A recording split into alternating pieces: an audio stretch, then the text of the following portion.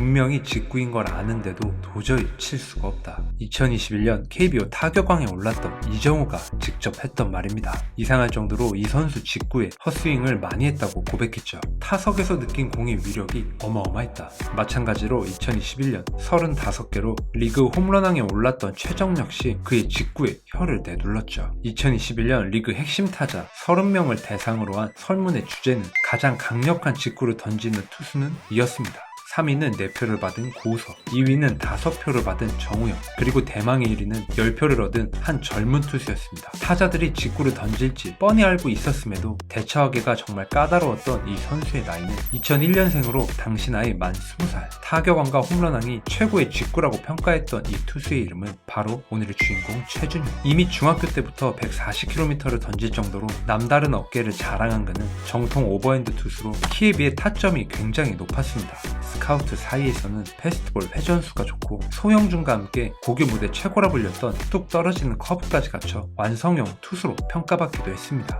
고교 3학년이 되던 해에 팔각도를 살짝 내리는 변화를 줬는데 이 시도로 구속은 더 빨라졌지만 커브의 위력이 줄어들면서 변화구 제구에 불안함을 노출하기도 했습니다. 그럼에도 불구하고 타고난 구위와 잠재력을 높게 평가받았기 때문에 예상대로 롯데자이언츠의 선택을 받았죠. 1차 지명 가운데 세 번째로 높은 계약금인 2억 5천만 원을 받은 그는 인터뷰에서 가장 스릴 있는 보직이라며 클로저에 대한 열망을 드러냈습니다. 미래의 롯데 뒷문을 책임지고 싶다는 당찬 포부였죠. 코로나로 시즌 개막이 미뤄졌던 2020년 퓨처스에서 프로 생활을 시작했는데 첫 10경기에서 1홀드 1세이브 평균 자책점 0.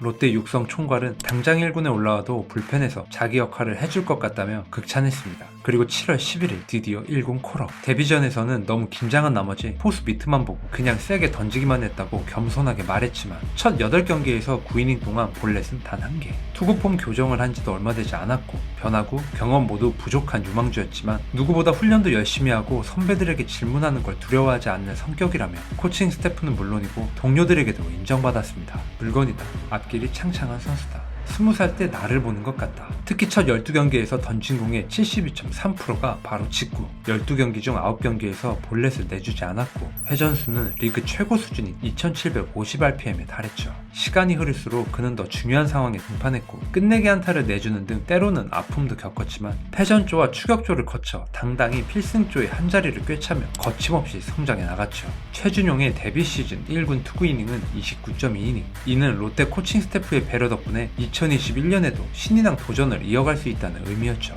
1992년 염종석 이후 약 30년 가까이 신인왕을 배출하지 못했던 그 수건을 풀어줄 가장 유력한 후보가 바로 최준용이었습니다. 그는 새로운 시즌을 앞두고 인터뷰에서 자신의 목표를 말했는데 26홀드 이상, 2점대 평균 자책점, 그리고 1군 풀타임, 단일 시즌 구단 최고 기록인 오연택의 25홀드를 넘고 싶다는 의미였죠. 그리고 시작된 2021 시즌 4월 한 달 동안 11경기에 등판해 6홀드를 기록하며 구단 신기록 돌파를 향한 좋은 출발을 보였지만 5월 초 어깨 부상으로 엔트리 제외. 강력한 신인왕 후보였던 그는 부상 때문에 경쟁에서 멀어질 수밖에 없었습니다. 전반기를 통째로 날려버린 부상은 너무나도 뼈아팠죠. 그런데 후반기 2승 1패 1세이브 13홀드, 평균 자책점 1.86. 부상으로 자리를 비운 김원중 대신 마무리로 나와 데뷔 첫 세이브를 올렸고 8월 첫 경기에서 2실점을 기록한 뒤 약 2달 동안 23경기 연속 자책점을 허용하지 않는 등 부상복귀 선수라고는 믿기 힘든 압도적인 퍼포먼스였습니다. 유력한 신인왕 후보였던 이일이가 부상으로 주춤한 사이 최준용이 무섭게 치고 올라오며 신인왕 레이스는 막판까지 뜨거웠죠. 비록 아쉽게 2위에 머물렀지만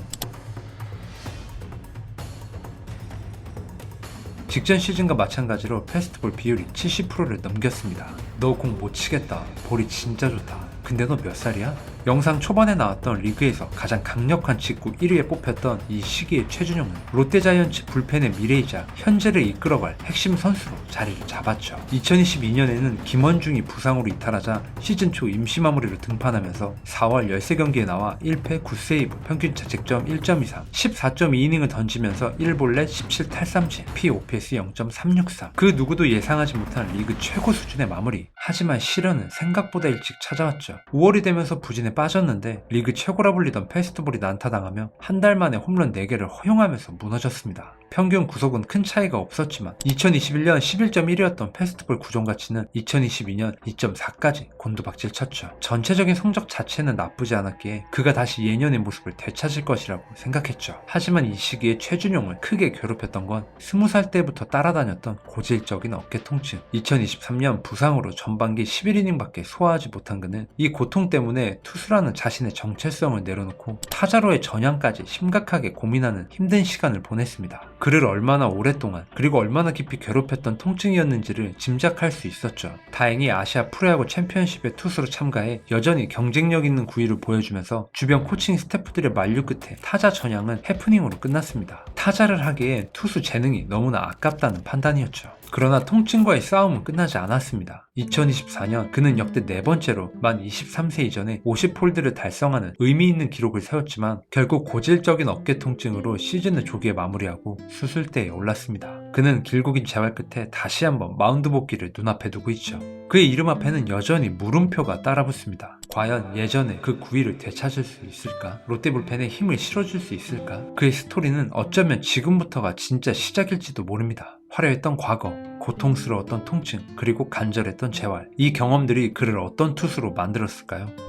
최고가 되기 위해 준비해서 용처럼 날아오르겠다. 마운드에서 자신의 모든 것을 쏟아낼 준비를 하고 있는 최준용 이야기였습니다. 오늘도 제 영상을 끝까지 시청해주셔서 진심으로 감사합니다. 구독자 여러분들 항상 건강하시고 저는 또 다음 영상에서 뵙겠습니다.